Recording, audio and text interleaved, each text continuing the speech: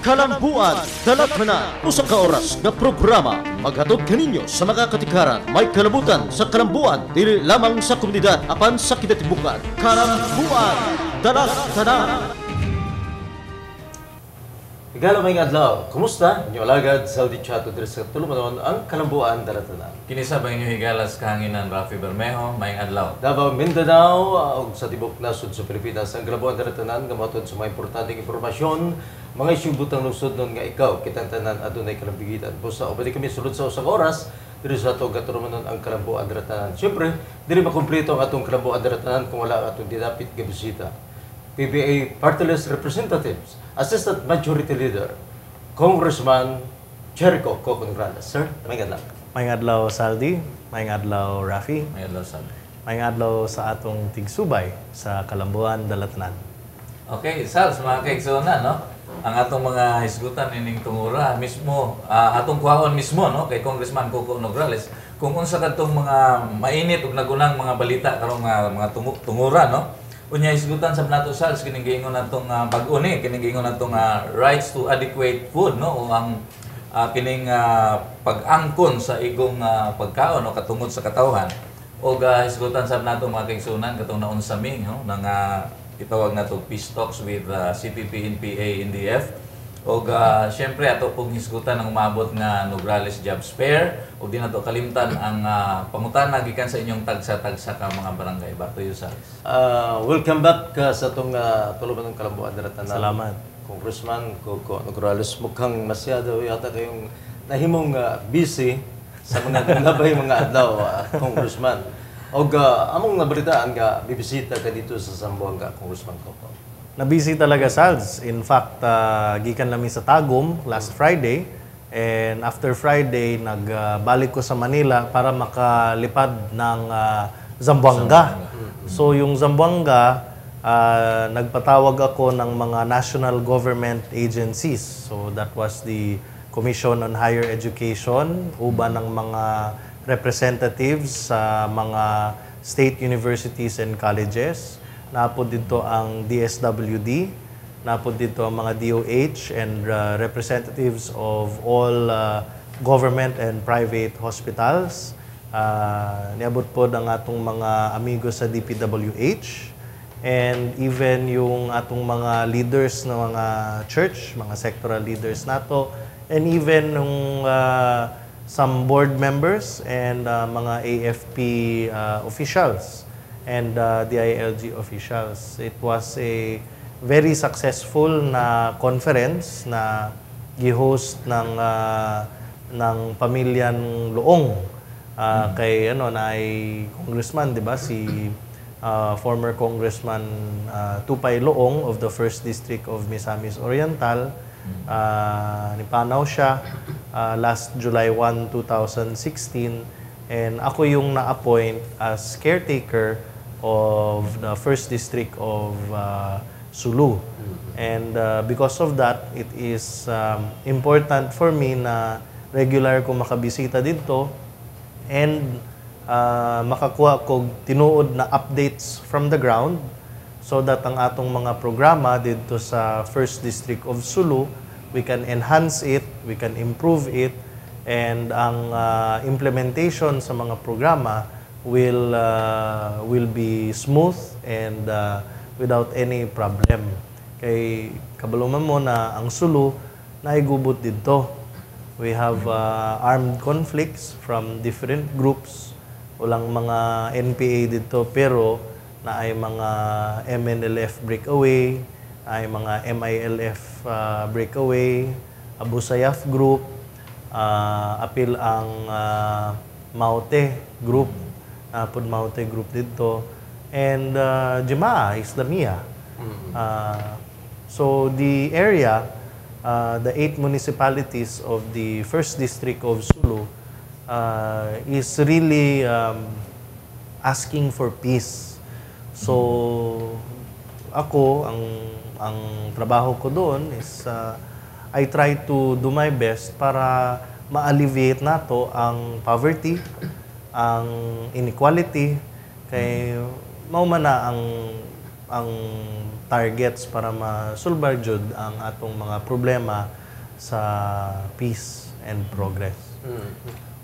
Wala ba mabaguhi ang mga gingon nato mga opisyal dito sa nagkadayang ahensya nga sa imong pagpatawag sila, Congressman Coco? Wala. It is important that for a major change like the death of a congressman, no, na ang atong mga national government agencies will continue to work. So, mga meeting na ganyan, it is important na naay mga updates so maka-adjust ta. So far, I'm proud to say that our national government agencies are working very hard sa atong distrito dito sa Sulu. Ang maayo is that next month makadto nako dito sa Sulu for visitations naman sa mga LGUs, the 8 different LGUs. I am looking forward to visiting there. Pero murag nagapalag ang AFP kay security risk man daw na madto ko dito. And you know, there are a lot of political strife also related with the violence there. So ginaway nato kung unsaon man ang pag-deliver sa services dito without increasing any security risk. Curious lang ko, Congressman Coco, no? Kung diyon sa pagdawat sa katawhan sa Hulo ang ilahang bag-ong kongresista, no, nga si Jericho Coco Nograles. Ang tinuod, ang first reaction nila ay na-concern sila. Kay sabi nila, ayan na, si Congressman Nograles, siya ang caretaker sa Sulu. Pag umangkon na ni Presidente. So, nahadlok sila na baka ihawon daw na ako mga opisyalis dito. But they're doing a good job. Okay. So nindot man nila ang pagdawat sa imo dito. Nindot naman. And so far, it's been a good working relationship. Nagsiset up na tayo ng office. Meron na tayong mga dialysis patients doon. Just like the first district of Davao City, gina-set up lang natin kung unsa man ang programa sa mga Nograles sa distrito nato diri sa syudad sa Davao, gina-extend na nato dito sa first district of Sulu. So ang atong mga scholarship nakaabot na dito, ang atong mga medical assistance naapod dito, ang atong mga livelihood assistance. One of the things that we are focusing on is the distribution of fiberglass boats kay ang Sulu as an island community. Dako kaayog tabang ang paghatag sa mga fiberglass boats sa atong mga fisher folk. They need that for their livelihood. And the Department of Agriculture through the Bureau of Fisheries and Aquatic Resources, okay yung response naman nila. So nagaprograma mi karon na unta maka-training ta through TESDA na matrain ang mga lumad didto na kung na makahimo sila ng boats also. So we want to train them to make boats for the fisher folk. So hindi na sila magpunta sa Zamboanga para magkuha ng mga fishing vessels, no? So all of these little things that we in the first district we take for granted na sus ana jud ang serbisyo, Ang tinuod dito sa Sulu, hinay kaayo ang serbisyo dito. Luoy kaya mga tao. Walay sama sa katong inyong ginabuhat dinhi sa unang distrito dito. Naman pod, pero it's not Dili na nakadaghan. Oo. In fact, sa mga munisipyo dito, not all communities are electrified. So pwede na ta magbutang dito ng uplan kahayag. So we are now coordinating with the National Electrification Administration na makahatag-tag kuryente dito. And without electricity, walay tubig. Daghang mga community dito walay tubig. Ang ang mga hospital, na hospital dito, walay tubig, walay kuryente. Unsaon man na. Ang ilang kuryente dito, kita nagapalag na ta na mahal kayong atong kuryente, ana, di ba? Dito sa ilaha, times 8. Times 8 ang ilang kuryente and hindi pa siya regular. Sigig brownout, sigig brownout. Luoy kayo mga tao dito. So we are hoping na ang atong mga programa, ang programa ni President Rodrigo Duterte, makaabot na dyan dito sa Sulu. And they are looking forward to that change.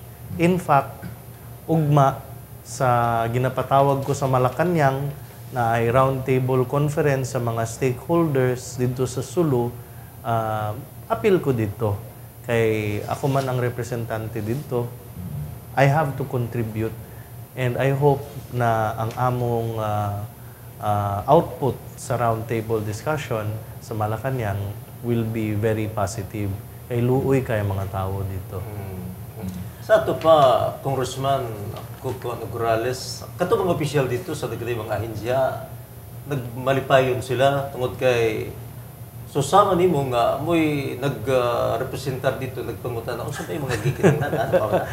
Alabing tinuod sila na introduce sila sa atong Oplan Kaayuhan diri sa First District of Davao City. And open naman sila. I am happy that they are open na matestingan ang atong mga programa diri sa Southern Mindanao na makaabot na jud dito sa Western Mindanao. Imagine mo ha, 150 barangays, mga inanakadaghan mga barangay dito. 150 barangays, it is every barangay doon, they do not have mga health center. Not every barangay has a health center, has a senior citizen center. Ngay mga eskwelahan dito na dagko, mga sa classroom. Dagko kayo na mga classroom. Nga naman ang inyong classroom, sir, ang among classroom gibomba sa gera. Na ay municipal hall gibomba sa gera. And they have different problems there. For example, ana sila, sir, mga migtabang kay wala na may mga birth certificate. O nga no, wala may birth certificate. Gibomba man ang among munisipyo. Nasunog man ang among papeles. And so, things like that, na because you go to the ground, mangutana ka dito sa mga katawhan, unsay problema, unsay mga serbisyo na pwede nato dalhon, then we can ask these national government agencies like the Philippine Statistics Authority na kabot na sila dito. Ang atong DENR sa sa land titles nila, sa Land Registration Authority. Kay nawa naman ang mga titulo. So unsaong pag-reconstruct ana? Citizenship issues. In fact, na ay bag-ong problema karon. In the coming weeks, there will be about 7,000 Filipinos na ma-deport from Sabah. So, mga nagtawid. So, yung sa 7,000 na yan, magbalik yan sila in Tawi-Tawi, Sulu, Basilan, and pag-abot nila sa Tawi-Tawi, Sulu, Basilan, way trabaho, way kwarta, lay balay, kung saan man na. So, coordinating these efforts takes a lot of time, energy. So, lipay ko kaayo. Lipay ko kaayo that I am able to help. Ang kuyaw lang ani basig maganahan si congressman dito na lang kanunay biyaan niya ta ba. Ay dili oy kay rap naman. First love na ako ang Davao. Okay. First love never dies, di ba? Ana man jud na. Anyway, Congressman Coco, na isgutan nimo no nga una kaniadtog Sambuanga niagi usa ka og Tagum City. Yes. Ug daghan ang misulti kanamo nga ila daw kang nakitaan na ka dito sa regional hospital sa Tagum City. Unsa bay makatulungan oo, nagbisita ko dito sa Davao Regional Hospital, ang atong chief of hospital dito. batanon pa na ano na chief of hospital si Dr. Brian Dalid. And si Dr. Brian was kind enough to accommodate the PBA party list dito sa Tagum to accept patients from the 1st District of Davao City para sa atong mga cancer program. And nindot kaayo ang among storya dito because nahibawan na ako kung unsa may mga problema, unsa may mga challenges dito sa Davao Regional Hospital, no, sa Apocon. And na-discover na ako na diri-diray sa Mindanao, wa pay PET scan. PET scan. Kabul ka kung sa'y PET scan? Ang PET scan, mauna siya ang scan na makakitag cancer cells. Cancer cells sa imong katawan, no? So, sa ato diri sa Davao, we have an MRI machine, we have a CT scan, naatay mga cancer marker detectors, kana, di ba? Pero wala yung PET scan. Anong PET scan? Pag sulod na sa tao sa makina, injeksyonan man ka ng mga dyes, mga dyes na ma-detect. Ang resulta ana kung musiga ka bright orange ang imong resulta, that means na kay mga cancer cells. So, that is very important kung you need to confirm whether or not na ay cancer. Tapos kung na ay cancer, the second reason is if asa man ang cancer. So makaplano ang mga doktor, asa man nato ibutang ang tambal o kung kinahanglan nag-operation, asa man ta mag-opera, kung pwede ba ma-opera. And the third most important thing, pagkahuman sa cancer treatment, i-check kung naapay na bilin ng mga cancer cell. Through that PET scan. Through that PET scan. And kabalo ba ka, ang PET scan diri sa Pilipinas, there are only 3 PET scan machines. Ang usa sa Makati Medical Center. The second is St. Luke's Medical Center sa Fort Bonifacio in Taguig City. And then the third is in the National Kidney Center sa Quezon City. Pero di ko sure kung operational na siya. So nagstorya mi ni President Digong. Nag-one-on-one mi last Friday. Pag humana ako sa Tagum, nagdiretso ko sa kang President Digong. Ano ko sa iya, Mayor, murag, okay ni na project ba? It is a good gift to Mindanao. It is a good gift to Davao. Gi-approve niya. I-approve niya. So, pagbalik na ako sa Manila, mag-meeting ko with the Secretary of Health, kay Dr. Ubial. Mag-meeting po ko with the Secretary of Budget, si Secretary Ben Jokno.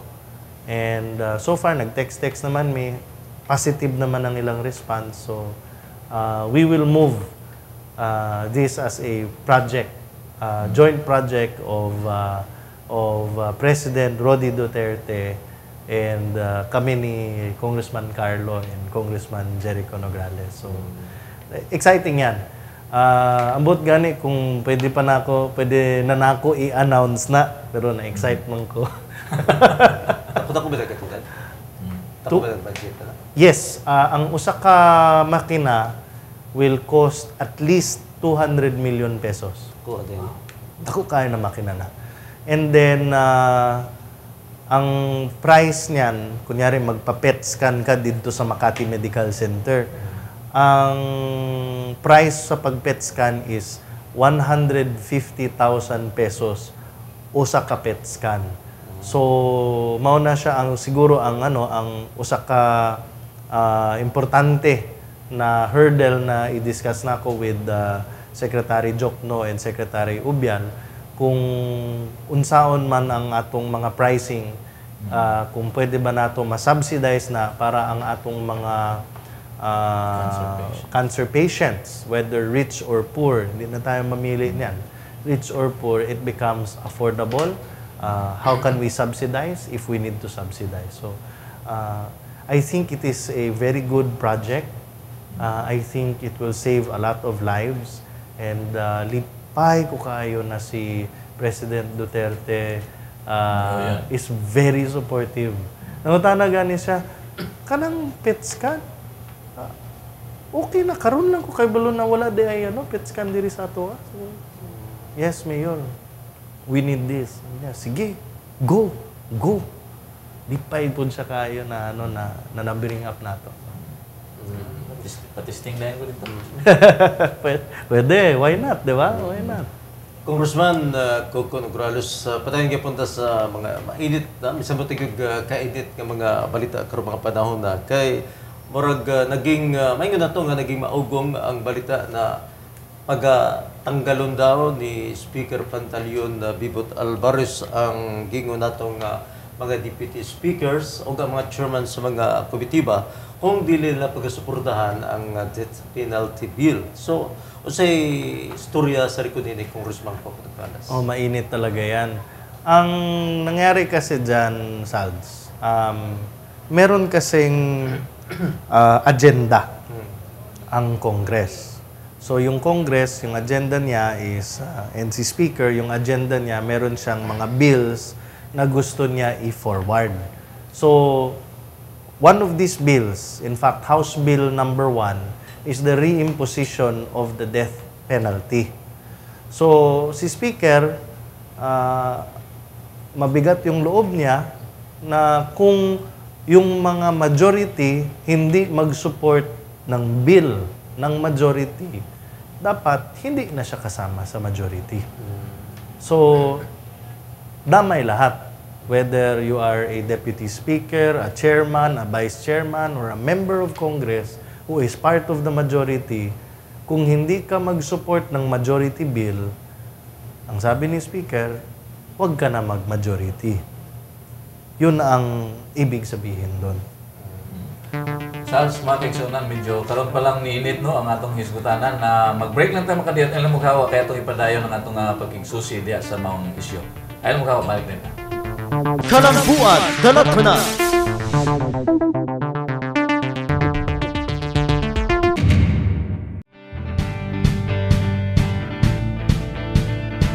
Ako dahil sa Alimar Pikit, from Davao, Bahada, Davao City. Ngayon karon sa job fair. Natukod diri alas 8 sa buntag, dala kong mga requirements. Nang-apply ko diri sa job fair para sa akong pamilya, para makatabang ko sa lahat. Ako si Alimar Pikit, nagpasalamat kay Congressman Nograles sa iyang job fair diri sa Bangkiruhan, Davao City. Na-hire ko sa GMO sa pagka-assistant processing or seeker. O karon na anak ko iki.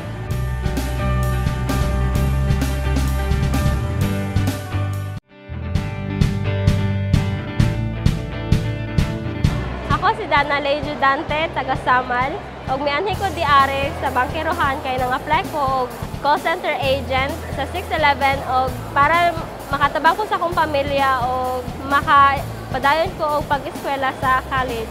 Nagpasalamat ko kay Congressman Carlo og Coco Nograles kay ilahang dala diari ang job fair sa Bangkiruhan para mahatagan mi og tsansa na makakita og trabaho.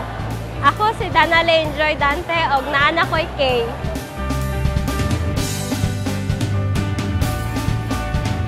Kalambuan Dalatana. Balik ta sa atong programa ang Kalambuan Dalatana. Mga kaigsunan atong gihisgutan no di palandugay katong giingon natong death penalty bill. Congressman Coco, amo nasayran nga nagkita-kita no katong ginatawag natong super majority no para hisgutan ang death penalty bill. Pwede ba namo masayran gikan kanimo kung unsa tong mga nahimong dagan sa mga caucus? Bago ko sagutin yan, no? Yes. Nagkamali pala ako kanina. Nasabi ko na si former Congressman Tupay Loong is the Congressman of the 1st District of Misamis Oriental. Sorry, it's the 1st District of Sulu. Nagkamali kasi ako. Yung 1st District of Misamis Oriental, namatay din yung congressman niyan back in 2007. So that was former Congressman Lagbas. So nung namatay si Congressman Danilo Lagbas, ang naging caretaker niyan si Speaker Boy Nograles. Ako man yung chief of staff noong 2008, no? So, ako yung directly handle also, and help in the facilitation of the 1st District of Misamis Oriental. Kaya minsan na... So, dili na dahil kay bagong congressman. Ano? Veterano na dahil congressman. Maybe that's one of the reasons kung bakit gipili tayo na maging caretaker sa 1st District of Sulu kay nanatay experience. So, anyway, balik ta sa death penalty. That's true. There was a majority caucus to discuss the death penalty. Pero tinuod, it is not allowed by practice to talk about kung ano yung pinag-usapan, anong mga pinagdebatehan dun sa majority caucus, because that was a closed-door caucus and hindi siya kasama sa mga press and non-members of Congress. So walay staff dito, it was just members of Congress. So para siyang para siyang executive session. So hindi kami pwede mag-discuss kung anong nangyari. However, ma-confirm ko na yung topic doon or the purpose doon was to discuss the death penalty and kung unsa man ang pwedeng buhaton dito sa death penalty in terms of what should be in the death penalty, anong pwedeng tanggalin, yung ganyan, and all other questions na mahiya yung majority na magtanong in public. So it was a meeting that is executive in nature. Nahisgutan ni Kaubansan di kaganina, no, di palang dugay nga. Nasulti daw ni Speaker Pantaleon Bebot Alvarez nga iyang tanggalon katong mga ginatawag natong deputy speakers, no, katong mga committee chairpersons kung dili mo suporta sa death penalty.